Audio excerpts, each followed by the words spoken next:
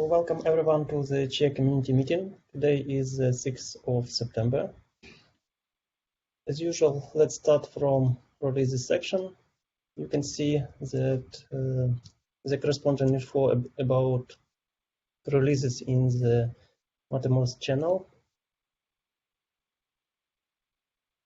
So we have released 7.35.2 version of CHE.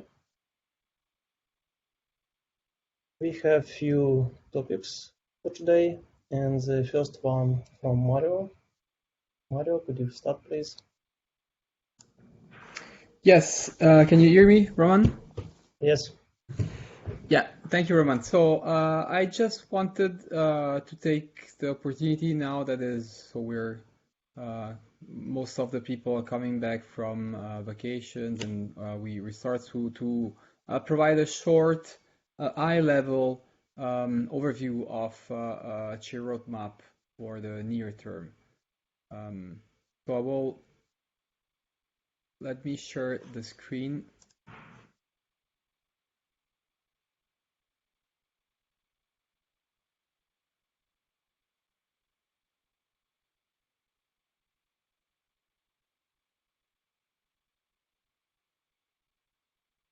Okay, can you see my screen? Yes.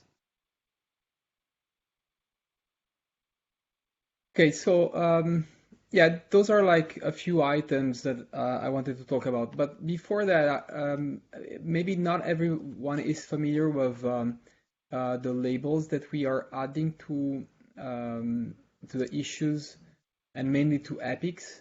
So there are a few roadmap labels that we are adding, and there is a label for 6 months or 1 year. I guess that and we have also the 3 months label. So we are so what we would like to do, it's something that it's still work in progress, because that's we probably need to do some cleanup on the issues that are here. There are some that are missing, but what we like to do is that for every epic that we create, to assign it a roadmap label to indicate if it's like 3 months, 6 months, or 1 year, and so that anybody would be able to see the roadmap doing a query on GitHub. So like what's coming in the next 3 months, what's coming in the next 6 months. So we are doing that. We're not ready yet, so it's not, as I said, it's not. So there are like probably issues that are small, that should not be epic, that are here, but yeah, you can have an overview right now for that. It's at least something, and there are still things that need to be added here. So that's why I've actually created an high-level CHE roadmap slides. And the other thing is that once this has been cleaned up and is good enough, we'll update the roadmap that we have in the wiki to actually reflect that, so that people can look at those issues, those labels and those queries, to look at the 3 months, 6 months, and 1 year issues. So that says, let's go through, let's see what are actually high level. So something that I wanted to stress is that we are trying to concentrate and refocus on the optimal installation of CHE, because there are a lot of configuration options in the last years that we have added. You could start single user or multi-user CHE. You could actually have install all the workspaces in one namespace, Kubernetes namespace, or you could actually have one per user, or multiple namespace, one for every workspace. So those are like a lot of things that we want to get rid of. We want just to support what we think is the best for users. And this is first of all, multi-tenant, so an installation that is that has security and authentication set up by default. One namespace per user, so that all the workspaces of a user, all the Kubernetes objects related to a user workspaces will be created in one namespace. We don't want to support one namespace per all users configuration. And we don't want to support the multiple namespaces per one user configuration either. So that's what we think is the best approach, is one namespace per user. So, and from the networking point of view, also we want to support single host only. So we don't want to have different URL for every workspace. We want to have just one URL that is so one URL, one domain, one host name for everything Che. So for accessing the user dashboard, for accessing workspaces. So that solves a lot of problems for certificates. So because that means that we only need a TLS certificate. And yeah, that's kind of things that have been feedback that we've been hearing during those last years. So we want to have to support only that. Then the other thing from users' point of view, so we currently have Che users and Kubernetes users. So the Che users can be different than the users of the underlying Kubernetes cluster. That doesn't allow to do some stuff, so some operation on the Kubernetes cluster. If not, the only way to do that, so to do some operation, is to provide the user with some default service account, so that he can do some operation on Kubernetes, like deploying an application. But we think that it's much better if the Che user is actually a Kubernetes user, so a user of the cluster. So we are going to support that scenario only, and we are also for that we're going to remove the dependency from Keycloak. So you don't need Keycloak. We'll be able to use any OIDC provider for authentication, whatever is being used is used in Kubernetes for authenticating users. The other thing is that we want to use OAuth for Git providers more and more. So want to use that instead of using SSH key pairs or Git credentials. So we would like to actually use the OAuth flow to authenticate users through Git providers, so that everything is automated for the user, that doesn't have to copy their password somewhere or copy paste their SSH key. Then the other thing is that we want to have so we have this OAuth flow, and since the user is a Kubernetes user, we would like to have the user from the start, from the first time that they start the workspace, to be able to do git push and kubectl apply from within a workspace without any manual configuration by the user. So we want to go to the zero config for pushing to Git and to using Kubernetes, the Kubernetes API, so that Che will always be integrated with Kubernetes, with the underlying Kubernetes cluster, and with the source control manager, so the Git provider. So that's about the optimal installation, the configuration I want to really focus on, and we want to be more opinionated and removing some options that we thought that were not ideal and introduced more problems than benefits. So then we have the dev file version 2 base workspaces and the dev workspace operator. So we are right in the middle of the transition, really important transition for us. We are going to move from the Chase server, the Chase server API that was a web application written in Java that could be it was exposing an API to start workspaces. We are going to replace that with a Kubernetes API, an extension of the Kubernetes API that is the dev workspace operator. This actually will create just creating an extension to the Kubernetes API so that any Kubernetes client will be able to create a new dev workspace resource that actually will implement the Che workspaces. So the dev file version 2 will be used to create dev workspaces resources in Che.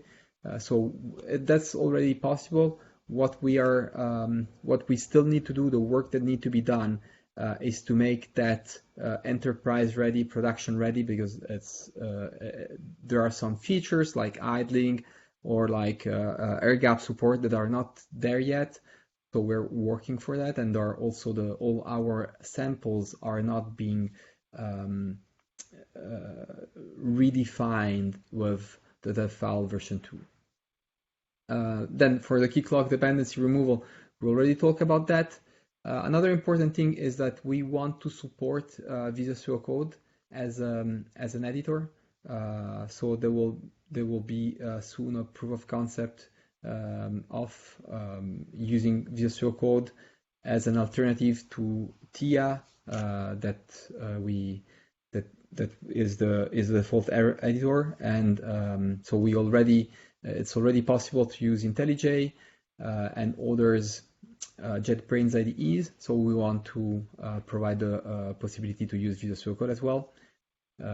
So another important thing is in the workspace startup times. For that, since we're moving to the dev workspace operator, we are changing the engine, and we think that there are many places where we can actually start using some cache systems, so that we don't need to reprocess the definition of the workspace, so that the workspace will be able to start it faster. But before that, the thing that we want to do is that we want to start testing and measuring the time that it takes to start a workspace, and making sure that at every release we will consider a blocker if we are introducing. So if the startup time is lower, so it takes the startup time is longer than the previous release, so we want to improve that at every release. And then the last thing is that we would like to use the auth flow for authenticate for Git provider more. So we currently support that for factories, but we would like to support then even not in the factory link startup. So when starting a workspace from just a dev file or a custom workspace, we would like to start using the auth flow for all those for every scenario, so that so the Git the user will be authenticated with Git since he start and he open his workspace. So that's basically it for this high level Che roadmap. We are probably going to go through more in deep details on some of those. I'm thinking, for example, about the Visual Studio Code as an editor. I think in the next week we may have some presentation and demos about that. But for today, that's just I wanted just to provide an high level view of the work that we are doing. So yeah, Roman, that's it for that topic. So we'll stop sharing. And if there is any question, just feel free to ask them. Thank you, Now Mario. or later. Yeah. Thank you, Mario. Any questions, comments here? I have a few. First, about this code editor, do we plan to just support it as an editor, or we plan to make it default? So we want to support as of today, today's stage. What we know is that we want to support it as we support other editors. So as it will be one of 3 editors. Then the thing that we need to think about is how good is it? So compared to TIA. So in terms of multiple things, and then we'll decide if that will become the default or not. But today we're not ready to say that it may become the default, but if for some reason, so we have invested in TIA, we're investing in TIA still.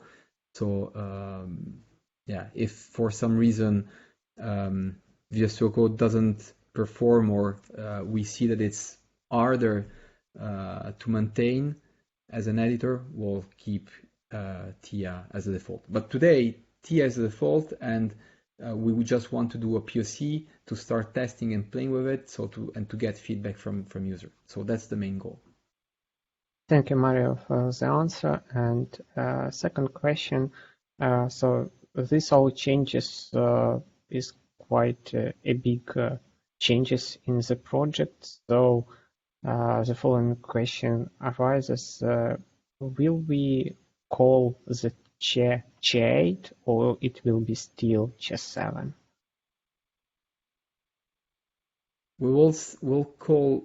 I think we'll need to change the major version as soon as we'll stop supporting the version 1 of the dev file. So it's not about adding features. It's more like when we stop supporting dev file version 1. So the idea is get to the feature complete with dev file version 2. So, and I hope that by December we should be close to that. And then when we get to that, start getting feedback, etc. And when we feel ready, we communicate on the deprecation of the dev file version 1. We give some iteration, some time to users for that, and then to update their clients and their installations, and then we'll deprecate it, and so we'll remove the support for it, and we'll release chair 8. Thank you very much for the answers, Mario.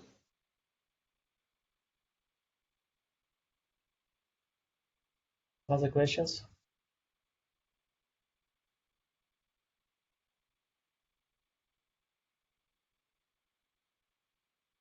I would like to ask you, Mario, to provide 1-2 sentences which we could write down as outcome for your topic.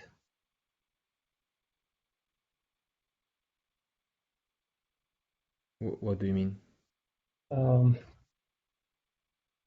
What we could write down as outcome, as short. I don't know. Maybe what you put in the content of the slides. That could be. It could be as an outcome. So I don't know. Then Okay. I'm not sure exactly why we need an outcome for. So it's not a discuss. It hasn't been a discussion, right? So where we actually had a question and we had to decide on something here. So I don't think that this topic really needs an outcome.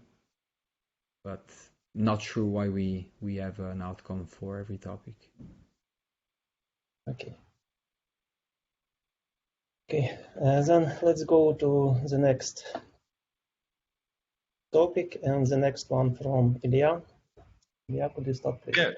Hello, folks. So I just want to quickly announce that today we have published the WebID GitHub action under the Red Hat publisher.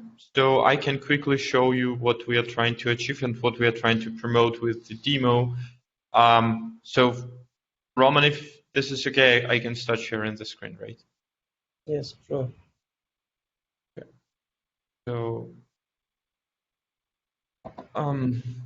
all right, folks. So on the GitHub Marketplace, under the IDE category, you now should be able to find try in Web IDE GitHub action, which allows you to add a comment and status check and to open a project on online Web IDE instance. So by default, it's going to be workspaces, OpenShift.com, Eclipse hosted by Red Hat. But you should be able to also customize it and point it to your own hosted instance with the Web ID instance input.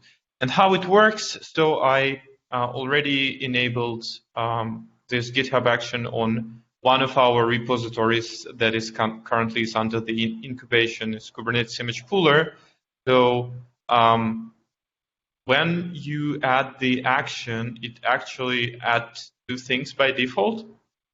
So it creates a comment with the link to the trying the pull request on the Eclipse share hosted by Red Hat, as well as added the status check that basically does the same. So it points to the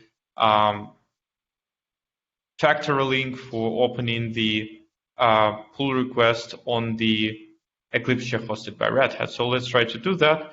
I click on this. Obviously, you'll need to have a developer sandbox account since Workspaces OpenShift.com offering comes from the developers redhat.com. So once you have the account and you logged in, you should be able to start the workspace based on the pull request branch. Okay, and something get wrong here. Okay, we got a problem with the nightly tag, which I suppose was removed. Sorry, so it's just demo effect. So yeah, let me try to fix it really quickly. Let's see how it works in reality. So the problem is that dev file has been removed.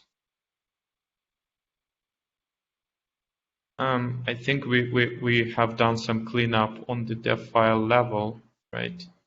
So now we need to use only the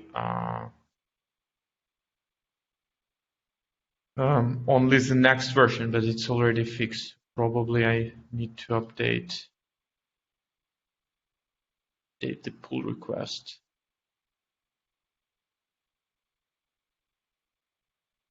Because it still uses some obsolete dev file. Okay, let me just quickly it.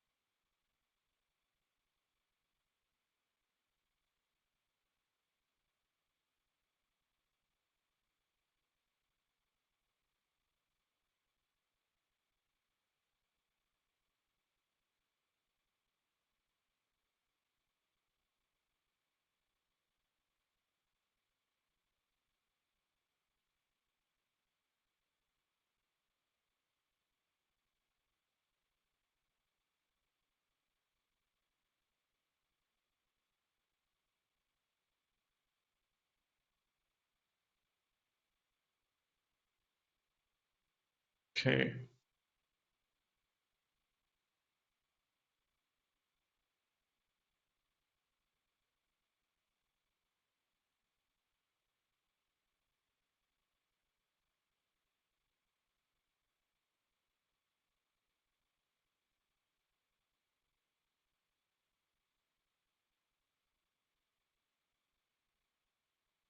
Okay, folks. So sorry, I just think that this action got broken. So not the action, but the dev file actually got broken because our dev file was pointed to the wrong branch. So if I just quickly merge it, I think it should work now. If I now do some very basic update, so let's just make sure that our dev file is fine and is using the right GUI image for Golang. So the next is here. So let me update it just to current version.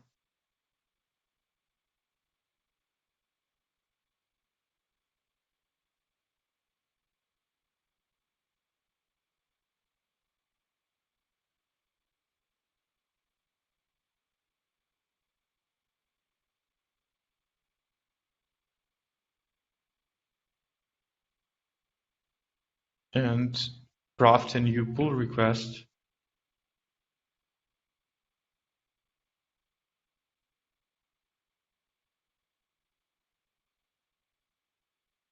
So what's going to happen is that WebID GitHub action kicks in, and it should actually provide the status check and comment in the pull request, just how it works now.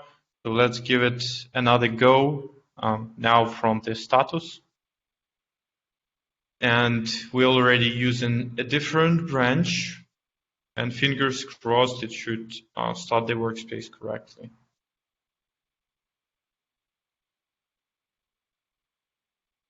So now the right image should be pulled.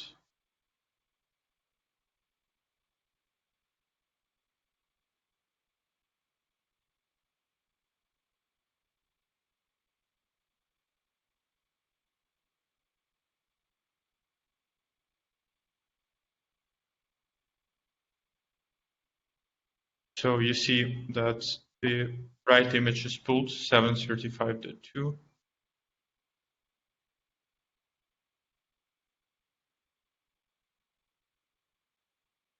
And the workspace is started. So now we can verify it. We can also log into GitHub, see the changes from the IDE, and literally verify the pull request before merging it.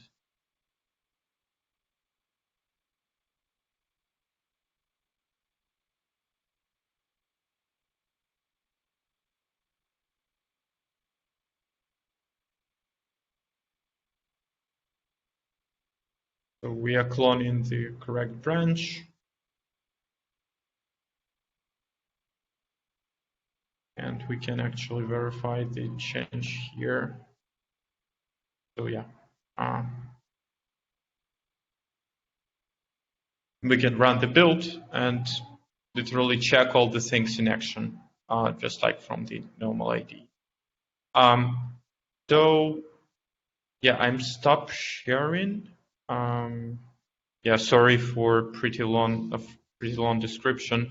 So what is coming in that we are going to update the documentation website, as well as in next week we are going to publish a blog post on the developersredhat.com with more details about the GitHub action. As you might know, that the GitHub action actually fall back on the dev file for the IDE creation, so we will cross-link it in the documentation and blog post. that's about it. Any questions? Yeah, I was wondering if it's possible with the GitHub API to know who has been using this GitHub action. Which repos? Yeah, it's a good question. I don't know. So what we do know is just basically the regular statistics, but I can look into that. That would be interesting to know. So we just published it today, actually. So it's like collaborative effort with the Red Hat GitHub Action team. So we have other actions in place. So I will stay in touch. Yeah, we will probably need more details on the usage once it will be more promoted.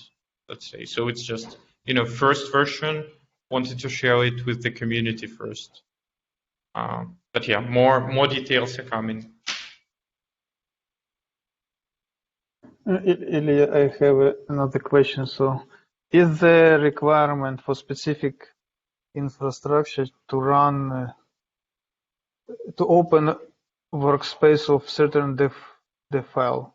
Let's say if I have workspace which requires 2 GB of RAM or something like that, could it be a problem on Ubuntu machine in GitHub Action? I don't know. Yeah, well, the GitHub Action is actually very simple. So it only just adds the relevant pull request, comment, and status. So it basically generates the appropriate links, right? So there will be no problems with that.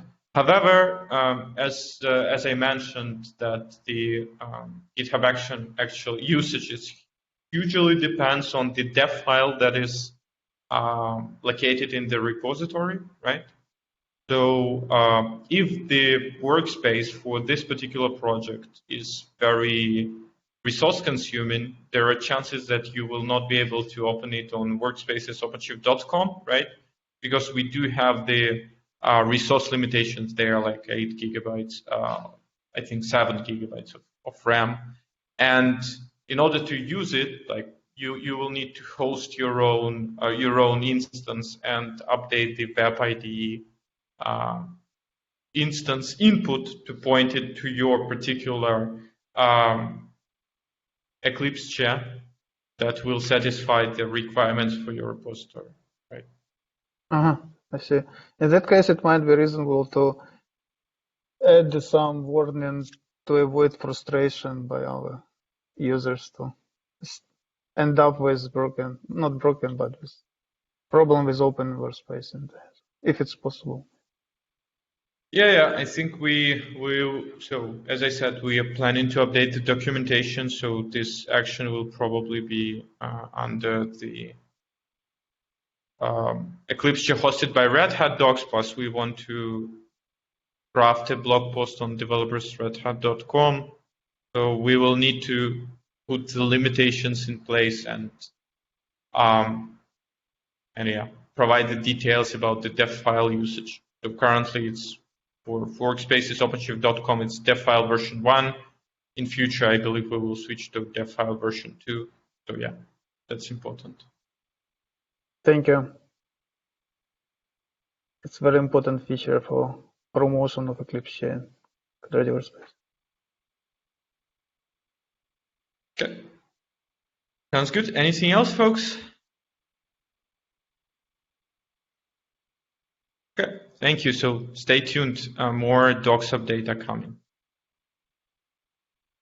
Thank you, Ilya.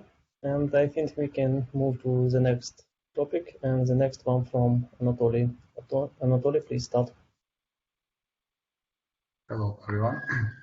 I'm not sure if I can say much here. Just would like to inform everyone that we move Eclipse Writer to a new bundle format and to deploy Eclipse from LM. It starts requiring LM version 0.17, at least 0.17.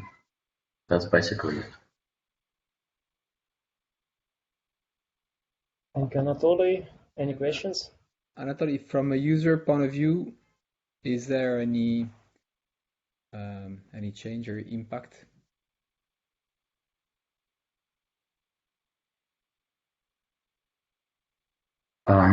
If they use LAM lower version, they probably won't be able to deploy Quickship from OLM. Okay, and that's in terms of OpenShift.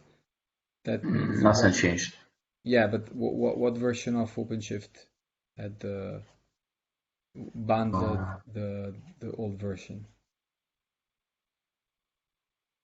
I think no, I'm not ready to answer this question. I had those numbers, but yeah, Flavius, could you provide some response? Yeah, sorry. Like Kubernetes right now, if you install, for example, for Minikube, like the latest by default is 0.17.2. If I don't remember anything, so nothing changing the point of user. And in the OpenShift side, I think from 4.3 is using 0.17.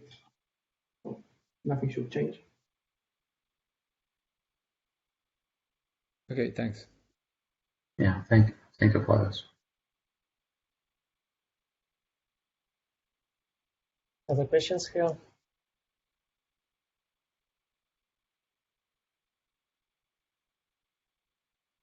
Thank you, Anatoly. We don't have any topics for today. Anything else to discuss today?